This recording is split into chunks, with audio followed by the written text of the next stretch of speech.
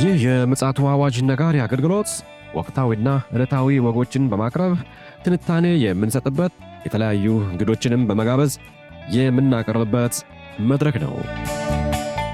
መረጃዎችን ያጠናከረ ይዞልን የሚመጣው ፓስተር አለማየሁ ነሙ ሲሆን ፕሮግራሙን የመራና መሰናዶውን ኤዲት በማድረግ ወደ እናንተ የሚያቀርበው ይልቃል አስራት ነው። መልካም ጊዜ። ሻሎም ሻሎም። ውድ የምፅዓቱ አዋጅ ነጋሪ አድማጮቻችንና ድምተኞቻችን ሰላም ለእናንተ ይሁን። ዛሬ እንግዲህ ቀኑ ሰኞ ነው። የሰኞ መረጃና መልእክትን ለማቅረብ ከፓስተር አለማየሁ ጋር የቀኑን መልእክት ለማቅረብ ወደ እናንተ መተናል። እንግዲህ የዓለማችን ወቅታዊ ጉዳዮች ሰሞኑን ጨምሮ የዓለማችን መገናኛ ብዙሃን የሚያስተላልፉትን እየዘገቡ ያሉትን ወሳኝ የሆኑ መረጃዎችን በተለይም ደግሞ በትንቢታዊ እይታ ከፓስተር ጋር በመፈተሽ የማንቂያ ደወል ለመደወል ወደ እናንተ እንግዲህ ብቅ ብቅ እያልን ነው። ፓስተር ለአገልግሎት ከአዲስ አበባ ወጣ ብሏል። በትላንትናው ዕለት እንደዚሁ ያለውን ነገር አጋርቶናል። እንግዲህ ከሱ ጋር መልካም ጊዜ እንደሚኖርን ተስፋ እናደርጋለን። ይልቃል አስራት ነኝ ከምፅዓቱ አዋጅ ነጋሪ አገልግሎት።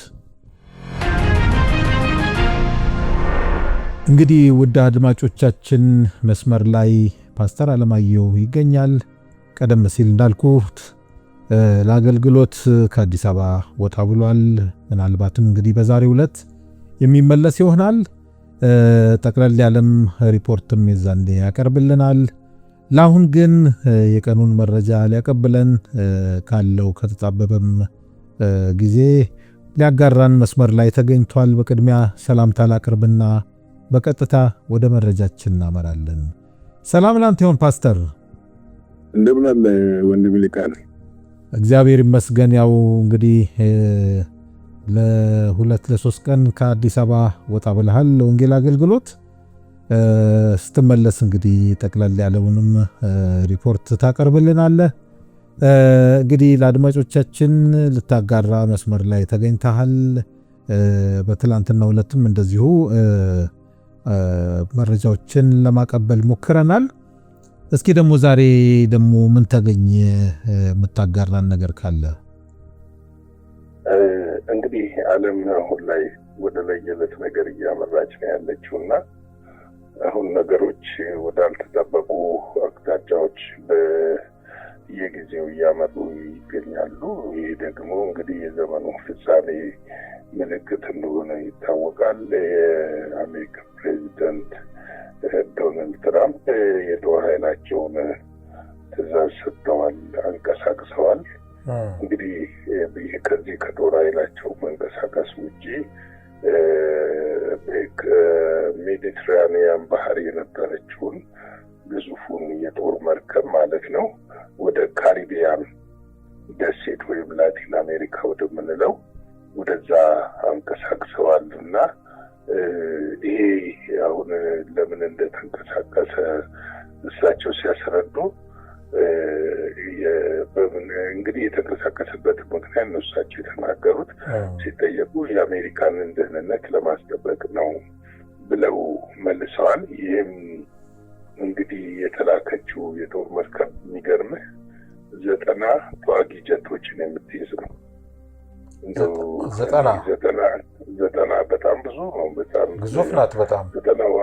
በጣም ግዙፍ መርከብ ነው። የአሜሪካ ካላት ግዙፍ መርከቦች ዋነኛዋ ነች። ደብረ ዘይትን የሚያህል ማለት እኮ ነው።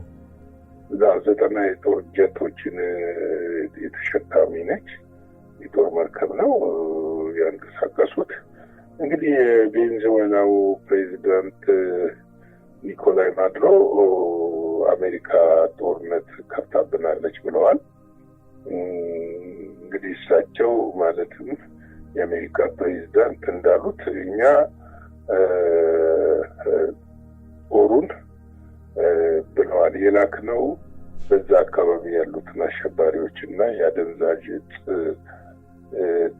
ለመቆጣጠር እና ወደ አሜሪካ የአደንዛዥ ዕፅ እየላኩ ህዝባችንን እየፈጁ ያሉትን ለማስቆም ነው እያሉ ነው ያሉት። ነገር ግን የካሪቢያን ቀጠና በጣም በጣም በጣም ስጋት ውስጥ ገብቷል በአሁኑ ሰዓት። ምክንያቱም ይሄ ብቻ አይደለም። አሁን አንድ ባህር ሰርጓጅ የሆነች በኒኩለር የምትሰራ ኒኩለር ተሸካሚም ወደዛው አካባቢ ተንቀሳቅሳለች። ከዚህ በፊትም አነስተኛ ቢሆኑ የጦር ጀልባዎች እና ሜሪን ኮማንዶ የሚባሉት የባህር ኃይል እዛ ተገኝተዋል። አሁን ላይ እየወጣ ያለው መረጃ ምንድን ነው?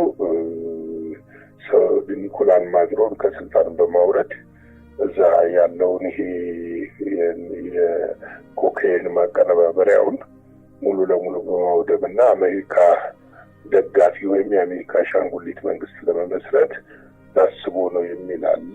እንግዲህ እዛ አካባቢ አሁን ያሉ የካሪቢያን ሀገሮች ከፍተኛ ተቃውሞ እያሰሙ ነው። እንደው ፓስተር ይሄ ነገር በጣም ውስብስብና ሲሪየስ የሆነ ጉዳይ ይመስለኛል። እንደው እኔ ለመጠየቅ የፈለኩት ምንድነው ይህን ያህል በመቶዎች የሚቆጠሩ አውሮፕላኖችን የሚጭኑ መርከቦችንና እንደገና ደግሞ ኒኩሌር ተሸካሚ በተጨማሪ ወደዛ መላክ ከበስተጀርባው ሌላ ዓላማ ይኖር ይሆን? ምናልባት ከቻይናና ከሩሲያ ጋር በተያያዘ ሊሆን ይችላል ወይስ ይህን ያህል የሚያስብል ነገር አለ? በትክክል። ምክንያቱም ቬኔዙዌላ ግንኙነቷ ከነ ኢራን፣ ራሽያ እና ቻይና ጋር ነው። ንግዷም ደግሞ ቬኔዙዌላ ማለት ከፍተኛ ነዳጅ አምራች ሀገር ነች። ነዳጅ ለአካባቢውም ለዓለም የምታቀርብ ሀገር ነች እና የኢኮኖሚ እንትን ብቻ እሳቸው የሚሉት አደንዛዥ ብቻ አይመስለኝም። ምክንያቱም አሁን በቀጠናው ሽፋን ይመስለኛል እሱ ሽፋን ይመስለኛል። ለእኔም እንደዛ ነው የሚመስለኝ። ግን የሚገርም 10 ጀልባዎችን እኮ መጥተዋል ከዚህ በፊት እስከዛሬ ድረስ በቅርብኛ ስላልዘገብናቸው እንጂ በየቀኑ 1-2 ጀልባ እያሳደዱ ያወድማሉ፣ ያሰምጣሉ። ባለፈውም እንደውም ቬኔዙዌላ ድንበር ግዛት ውስጥ ገብተው እኮ የኮካይን ማምረቻ ነው ብለው በድሮን እና በአውሮፕላን ጀት አውድመዋል። እና አሁን ምንድነው ቬኔዙዌላ ብቻ አይደለችም። አሁን ኮሎምቢያም፣ ሆንዱራስ፣ ሌሎችም ሀገሮች አሉ። እዛ ቀጠና ላይ ያሉ ሀገሮች ጠቅላላ ስጋት ውስጥ ተገብቷል። እንግዲህ በዛ አካባቢ ምናልባት የነ አሜሪካ ብቻ ሳይሆን የነ ቻይና እና የራሽያ እጅ ከኮሎምቢያ ጋር የሚቆም ይመስለኛል። እንግዲህ ከዚህ በፊት ፕሬዚደንቱን ለተቆመን ከስልጣን እንግዲህ ለሚገልላቸው ይሁን አላውቅም $50 ሚሊዮን ቃል ገብተው ነበረ። ታውቃለህ አንተ ይህንን እና $50 ሚሊዮን እንከፍላለን ብለው ተናግረው ነበረ። እንግዲህ ያ የተሳካ አልመሰለኝም። ያው በጦር ወረው እንግዲህ የሆነ ነገር ሊያደርጉ የታሰበ ይመስላል። ምክንያቱም እቺ ግዙፍ መርከብ የነበረችው እንግዲህ እኔም አንተም እንደምናውቀው በኢራን ጦርነት ጊዜ ወደዚህ ወደ ሜዲትራኒያን ባህር ተጠግታ የነበረች እና በዛ ሆና በኢራን ላይ ለሚደረገው ቀጠናው ላይ ለሚደረገው ዘመቻ የተዘጋጀች የጦር መርከብ ነበረች እና ይቺ የጦር መርከብ አሁን አቅጣጫዋን ቀይራለች እና ወደዛ ተጉዛለች። ጦራቸውንም በዛ እያስጠጉ ነው ያሉት። እንግዲህ በየቦታው በየቀጠናው ያለው ነገር በጣም እጅግ አስፈራል። እንግዲህ ዛሬ እሑድ ማለትም ትናንትና እሑድ ዛሬ ሰኞ ነው። እሳቸው ማሌዥያ ገብተዋል እና ከማሌዥያ መሪዎች ጋር ንግግር ግንኙነት ያደርጋሉ ተብሎ ይታሰባል። በቀደም እንደጠበቅን እንዳልነው ወይ ዛሬ ሰኞ ወይ ነገ ማክሲሞ እንግዲህ ከሁለት አንዱ ቀን ጃፓን ይገባሉ። ከጃፓን ወደ ደቡብ አፍሪካ ነው የሚያመሩትና ወደ ደቡብ ኮሪያ ሶል ከተማ ነው የሚያመሩት። እንግዲህ በዚህ ጉዟቸው እንግዲህ ዓለምን የሚያረጋጋ ለውጥ ያስፈልጋል። አሁን ዓለም ስታዩ ኒኩለር ወደ መማዘዝ ጫፍ ላይ እየተደረሰ ነው ያለውና በጣም ነው እንትን የሚለው። በእርግጥ የእግዚአብሔር ቃል የሚናገረው ትንቢት ይፈጸም ዘንድ ነው። የእግዚአብሔር ቃል እውነት ነው፣ አይዋሽም። እና ሰማይና ምድር ደግሞ ሞላ የእግዚአብሔር ነው፣ የመሪዎችም አይደለችም ዓለም። እና በዓለም ላይ ያለውን ነገር እግዚአብሔር ሳያውቅ አንዳች ነገር ያደርጋል ማለት አንችልም። ነገር ግን ሊድኑ የሚገባቸው በወንጌል ሊያመልጡ የሚገባቸው የእግዚአብሔር እጅ ተዘርግታ በዚህ ጨለማ ውስጥ በዚህ ፍርሃት ውስጥ ያሉትን ሰዎች እግዚአብሔር እንዲታደግ እኛ ልንጸልይ ይገባል፣ ልንማልድ ይገባል፣ የእግዚአብሔርን ፊት ልንፈልግ ይገባል። ቤተክርስቲያን በወንጌል አሸናፊ ሆና መውጣት አለባት። እንግዲህ የዓለም ሰላም መጨረሻ የሚረጋገጠው በክርስቶስ ኢየሱስ መምጣት ነው። እንግዲህ እስከ ዓለም ፍጻሜ ንጥቀት እስከሚሆን ድረስ እና ክርስቶስ ዳግም እስከሚመጣ ድረስ አውሬው በምድሪቱ ላይ ያለውን ነገር ሁሉ ማናወጡን ይቀጥላል። እኛ ግን ጸንተን እንድንቆም እላለሁ። ጌታ ጸጋ ሰላም ይብዛላችሁ። ላይክ፣ ሼር፣ ሰብስክራይብ አድርጉ። ሻሎም። ጌታ ኢየሱስ አብስቶ ይባርክ። እንግዲህ ፓስተር ከሄድክበት ቦታ በተከታታይ ለአድማጮች መረጃን እንዲሁም ደግሞ መንፈሳዊ መልእክትም ጭምር ስላስተላለፍክ እግዚአብሔር አብስቶ ይባርክ። በሰላም እንድትመለስ እንመኛለን። እንግዲህ ውድ አድማጮቻችን የዛሬው የሰኞ ቀን መልእክታችንና መረጃችን ይህን ይመስላል።